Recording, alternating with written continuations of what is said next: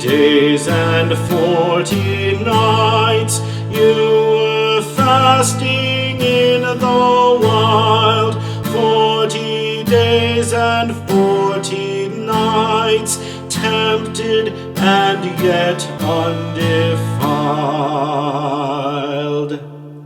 Shall not we your sorrow share, and from worldly joys abstain, fasting with unceasing prayer, strong with you to suffer pain?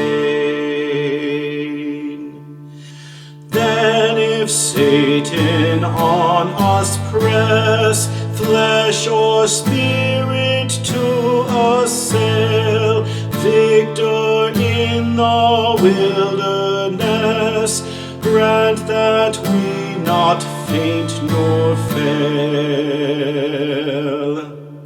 So shall we have peace divine, all your gladness ours shall be. Round us too shall angels shine, such as served you faithfully. Keep us, Savior dear, ever constant by your